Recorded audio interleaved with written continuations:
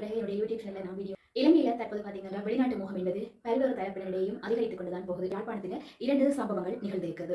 எல்லோருக்கும் வணக்கம். நிறைய நாளைக்கு பிறகு என்னுடைய யூடியூப் சேனலில் நான் வீடியோ போடுறேன். இந்த யூடியூப் சேனலில் வர வீடியோ உங்களுக்கு பிடிச்சிருந்தா சப்ஸ்கிரைப் பண்ணி ஆதரவு தாங்க.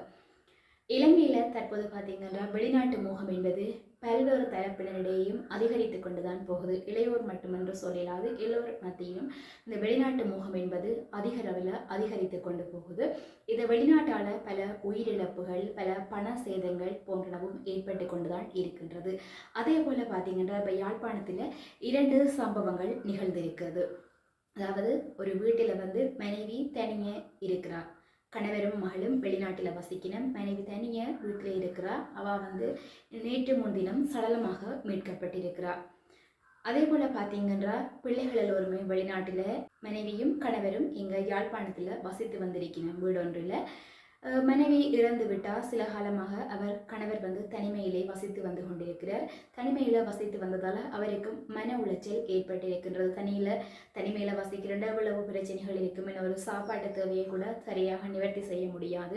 யார்கிட்டையும் உதவி வேணும், எல்லாம் தனியாக சமைத்து கொள்ளக்கூடிய முடியாத முதியவர் என்றேக்கு. அப்படி இருக்க பலதரப்பட்ட யோசனை அவற்றை மனசில் ஓடி இருக்கும். அவ்வாறு தான் அவரும் பார்த்தீங்கன்னா இன்றைய தினம் விபரீத முடிவெடுத்து தன்னுடைய உயிரை மாய்த்திருக்கின்ற சம்பவம் நிகழ்ந்திருக்கின்றது. இத்தனைக்கும் பிள்ளைகள் எல்லோருமே வெளிநாட்டில் இருக்கிறாங்க, தனியே இருந்திருக்கிறார்.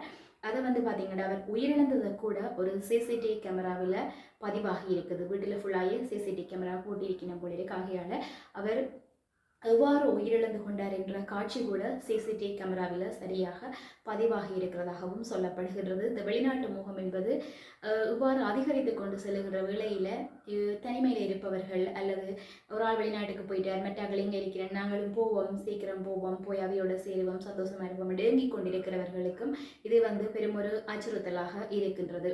வெளிநாட்டுக்கு போய் நல்லா இருக்க வேண்டும், தான் உழைச்சி வசதியாக வாழ வேண்டும். ஆகிய அதை விட இங்கே உங்களோட சொந்த பந்தங்கள், உங்களுடைய உறவினர்கள், பிள்ளைகள், அம்மா அப்பாக்களும் நலமோடு இருக்க வேண்டும்.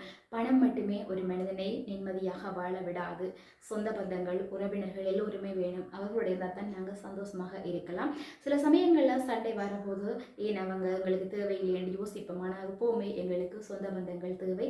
எல்லோருடன் நாங்கள் ஒற்றுமையாக இருந்தால் நிம்மதியாக வாழ முடியும். ஆகையால் இந்த வெளிநாட்டுக்கு போகின்றவர்கள் உங்களுடைய அம்மா அப்பாவை பற்றி யோசியுங்கள். அவர்கள் தனிமையில் இருந்தால் என்னென்ன பிரச்சனைகளை எதிர்கொள்வார்கள், அவர்களுக்கு யாரும் இல்லை என்று சிந்திப்பார்களே என்று சற்று சிந்தியுங்கள். ஆகையால் அவர்களை தனியே விட்டு நீங்கள் ஒட்டுமொத்தமாக எல்லோருமே போய் வெளிநாட்டில் செட்டில் ஆகி விடாதீர்கள். அவர்களையும் பற்றி சிந்தியுங்கள். இந்த வீடியோ உங்களுக்கு பிடிச்சிருந்தா மறக்காமல் சப்ஸ்கிரைப் பண்ணி ஆதரவு தாங்க.